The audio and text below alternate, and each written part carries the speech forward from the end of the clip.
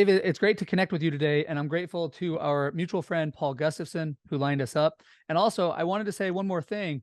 I'm sitting in my Herman Miller Aeron chair, so thank you for whatever role you might have played in helping me get this chair to my home here in Lawrence, Kansas. You got it. I was so honored to be on the board at Herman Miller for a number of 15 to 16 years. In the back, there's three buttons. Do you have a one, a two, or a three? Just Uh, at the top in the middle, you can feel the buttons, one, two, or three. And I'm going to give you a secret about the Herman Miller chair. well, I'm feeling one. That's it. You got the small because you're very svelte. That's the small. I have a three chair, and it's not one, two, three. Good. It's just the size. So you're svelte, and you get a one. I'm three. I get an extra large. So you just learned something. The Herman Miller chairs come in three sizes: one, two, and three.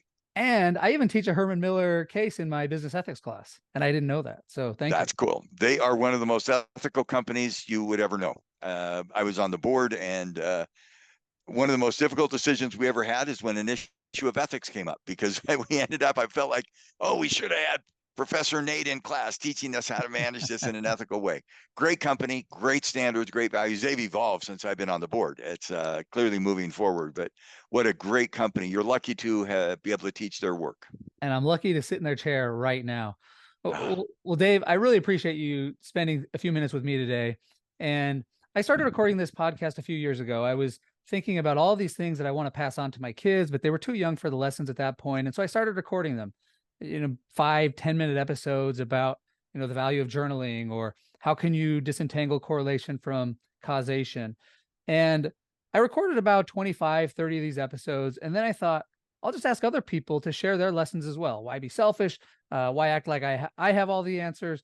And so I started reaching out to people who I respect and admire, and trying to learn from them of all the things that they've learned. What would they like to pass on? Well, Dave, you have an incredible 50-year career. You have so much experience with so many companies, half of the Fortune 200 companies. You have a massive online following. You are a prolific writer. And as you think back on all of the work that you have done in the field of organizational behavior, human resources, and leadership, if you had to think of one or two of the simple, practical, underappreciated lessons you've learned along the way that you would most like to pass on to your children or future generations, what lessons would those be? It's a great question. We haven't scripted this, but I had the chance a few years ago at the University of Michigan Business School to give the commencement address. And I was scared to death for a whole host of reasons that I don't want to go into. But I don't have a rags to riches story. I mean, I'm not Oprah Winfrey. I'm not Steve Jobs. What am I going to say to a group of graduates, undergraduates, PhDs, MBAs? And finally, it hit. I love to coach. I spend time coaching business leaders. I spend time coaching others. I have 4 coaching questions. So I'm going to go through one, and I'll stop and see if you have a comment. So if I were meeting with someone and they were saying, what would you pass on? My first question is, what do you want? What is wanted? I think what is wanted is the most critical question anyone will ever be asked, because if you don't know what you want, somebody will define it for you, not in your interest. And so my comment is, somebody's driving in their car to work or listening to this while they're mowing their yard. What do you want? And let me tell you why it's important. Because sometimes if we don't, others define what we want, and we end up spending time on things that are not really meaningful for us. I'll give one quick example at a high level, and I wouldn't recommend anybody do this, but I was coaching a CEO of a very large company, and he's pretty rich. He's in New York City, and you see the 10K, you see that he's rich. And I was coaching him, and he was discouraged one day. I said, what's going on? He said, oh, I have a 15-year-old son at home, and he and I aren't getting along very well. And I said, really? And he said, yeah. I said, wow, that's never happened. And he said, really? And I said, are you kidding me? He's 15 and you're a CEO. Of course you're not getting along. What is your son like? And he said, my son likes baseball. And I felt like saying why, but I said, well, who does he like? The Yankees. And I looked at him and I said, the Yankees are in the World Series. It's October. In fact, they're at home tomorrow night. He said, oh, I guess that's true. And I said, go. And he said the stupidest thing a smart executive who's wealthy, very wealthy, has ever said, I don't have tickets. Well, that's the dumbest thing in the world when you make 10 million a year, 5 million a year. I said, go get a ticket. Really? And I felt like saying to him, your son is right. You are a complete doofus. And he said, you mean I can do that? And I said, of course you can. He bought tickets. He went to the game, called me 2 days later and said, you reminded me, first question, what do I want? I want to build a relationship with my kid. I want to build a relationship at work. What matters to me? How do I define success? I think people have to answer that question. So, Nate, I would ask you the question. You didn't expect this. What do you want? How do you define success?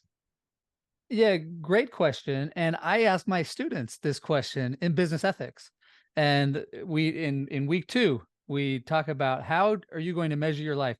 How do you define success?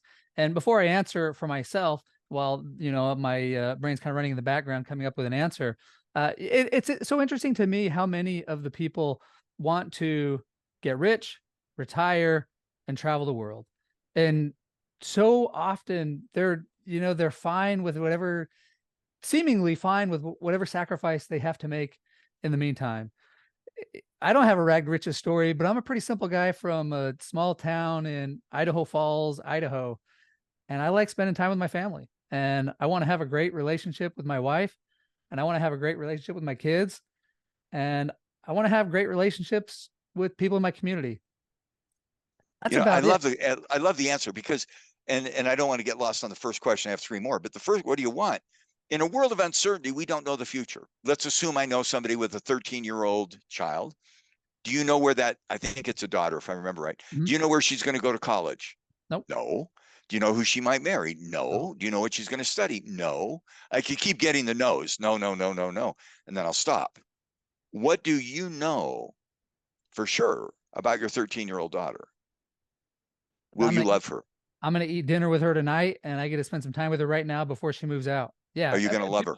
that I love her. Yeah, that's even Uh, better. That's duh. Yeah. I'm going to make you a bet. She's going to test that in the next 6 years because that's not uncommon. The reason I say that is knowing the question, what do you want, gives you certainty in a world of uncertainty. When I don't know what the future is going to hold, a company, are we going to have inflation, deflation? Are we going to have globalization or network? Are we going to have what political party, Democrat, Republican? I don't know.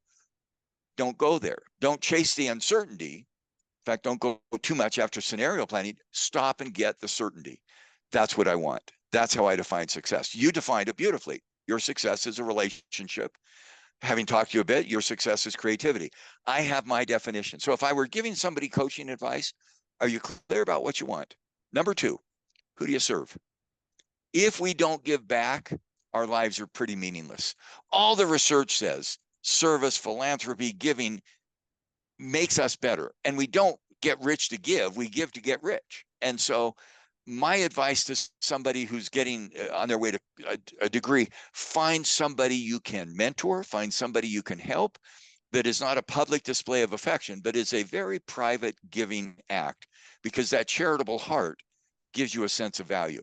And value is defined by the receiver. Am I serving someone that makes my life better? What do I want? Who do I serve? So who do you serve? Nate, who are you serving? Yeah, great question. Before I answer that, I got another tangent, and it makes me think of Adam Grant and his book Give and Take. And he was getting frustrated by all of the emails that he was getting from people that needed his help. And one day it hits him like, this is the point of my life, is to help these people. So rather than be annoyed when they email, I'm going to enjoy this. And I've tried to adopt that. So anytime anybody asks for help, it's like, yeah, of course. Like, what else would I rather be doing than helping somebody else? So who do I serve? Well, I think it goes back to my wife and my kids. I also believe in God, and I believe, love God, keep the commandments. I think it's important to live a good moral life. And by doing that, that allows us to serve our neighbors and just help people in our community or anybody that we can. So for me, that question is so critical, and everybody has a different answer. I mean, it may be a religious answer. Again, the date of the podcast doesn't matter when the date is, but it's the beginning of Eid. And so I was just in Saudi Arabia with some Muslims. They are very committed to their faith, to serving. They give back. I see Hindus giving back. I see Christians giving back. It's not a religious thing. It's, am I serving? And in that light, I think a lot of people who listen to podcasts like this say, what do you do for work? And they'll say, well, I work for company X, Y, and Z, and I do job A, B, and C. I'd encourage you to rethink that. How do you consider your job a calling? I was asked that the other day, what do you do for work? And I said, I try to help business and HR leaders build organizations that succeed so that they can flourish. Well, what's your title? It doesn't matter. It doesn't. Where do you work? It doesn't matter. I happen to have a perch at Michigan. I have a consulting firm. I have dozens of clients, but I have a calling to make a difference. So, question one, what do you want? Question two, who do you serve? And sometimes that's very private. And in my morning reflections, and you mentioned deity, and I mentioned in my morning reflections or prayers or whatever you want to call it. My question every day is there somebody I can help today? And if that person crosses my path, make me aware, whatever impression I get. Number three, what do I want? Who do I serve? How do I build? Long-term success is not idiosyncratic. You can't go live in the woods and have sustainable success. You live in the woods and you have a great life. I would encourage people to build something bigger than themselves. Be part of an organization. When I was on my way to law school, I met a friend named Paul, whom you know, and he said, you've got to take this course in organizational behavior, OB. I took it. That professor changed my life. He said, go look at the organizations where you live, where you work, where you play, where you worship. How does that organization affect your life? I wrote a 10-page paper every week for 15 weeks. He called me in and he said, I've never known anyone to write a 10-page paper every week for 15 weeks. And I said, you captured me. My wife is a very good psychologist, said, Dave, you have OCD, which psychology, you know, is obsessive compulsive disorder. She said, you have organization compulsive disorder. This week, my mom got into an assisted living center. And at the end of the intervention, the end of the assignment and getting in, I said, could I meet with the manager or the staff? I have 10 ways for you to build a better assisted living process. And my wife said, Dave, don't go there. You don't need to do every restaurant, every airline, every hotel. You don't need to fix the organization. Write books that nobody reads. Are you building an organization that is better than you? Are you participating in a system where the collective group comes together? That could be where you work, could be a great university where you are, could be a team you work with, it could be your faith. Are you generating organizational success? So I'd ask question one, what do you want? Question two, who do you serve? Question three, what are you building, Nate, that's bigger than you? Yeah, I love it. And as I think about it, it's quite simple. I learn and I share, I teach, I share what I learn. To me, that's what I'm passionate about. And whether it's with my own children, with my wife, or with my students, that's why I'm doing research. That's why I'm teaching at a university. It took me a while to find it. I was in law school. You know, I didn't finish my postdoc and my PhD until I was about 40. So it took me a while to figure out what I really care about. But yeah, for me, it's simple. I learn and then I try and share and teach. Cool. Yeah, I love that. How do I build? I have decided in the last few years that my idea friends are my best friends. Now, my wife doesn't always like it when I say it that way because I say, well, sometimes you're idea, sometimes you're not a good idea. But I love to learn. Idea friends wake me up at night. They get me up in the morning. They put me to bed. I love the idea of learning. So 4 questions. We're almost to the 4th for time. What do I want? Who do I serve? How do I build? And number 4 is really fun. Where am I? And let me go into the where am I with just a little context. I was recently in Saudi Arabia. That we all have the story of Adam and Eve. It's a story that Muslims, Jews, Christians, it's common. Adam and Eve made a mistake. God came to visit and he said, Adam, Eve, where are you? Well, for decades in my life, I thought that question was, where are you hiding? You're behind a rock, you're behind a tree. And then it hit me about 15 years ago. God can see him behind a rock. I mean, hey, Adam, where are you? Behind which rock? I can see you, Adam. Don't hide. I don't think God was asking a physical question, but an emotional and social and intellectual question. You made a mistake. Where are you?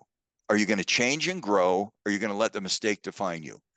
I love that question in the journey of life. Where am I? Did you make a mistake? Okay. Are you going to own it? You're going to accept it? You're going to learn? You're going to grow? Or are you going to let the mistake define you and you get into a vicious cycle? My 4 questions are the things I'd encourage people to think about in a very simple way. I'd love to go through research. We've just done some really cool research using AI, machine learning. Somebody did a dissertation on that crap. They usually go talk to them at KU. That's you. Not crap. It's great stuff. But what do I want? Who do I serve? How do I build? And where am I? I think those questions for me capture a message I hope I could give not only to my kids and grandkids, but to the people that I work with. That was my graduation message. That's the message I try to give to people that I work and coach with. What a great lesson. And I just want to at least answer that question as well. One of my favorite sayings from Buddhism is the only constant is change. And so for me, it's like I'm either getting worse or I'm getting better. And hopefully for me, I'm trying to always get better. This is the first interview I've ever done where I was asked as many questions or more than I asked myself. I loved it, Dave. This is such great stuff. As I said, these are the things I want to pass on to my kids. I wouldn't have thought of these questions myself. So I'm so grateful that I got to interview you today and I get to pass these along to my kids, my students, and start thinking about these with my wife. And at dinner tonight, the kids have 4 questions coming their way, and it's going to be a great conversation. So just want to thank you for your time today. Thank you. What a delight. It's fun that I got to learn with and from you. So what do I want to learn? Who do I serve? Hopefully your kids as they have a dinner conversation. How do you build? You've had a family event. And where am I? I hope when your kid messes up, it's an opportunity to learn. That's Carol Dweck stuff. Failure is that great opportunity to get better. So thank you, Nate. What a delight. Great.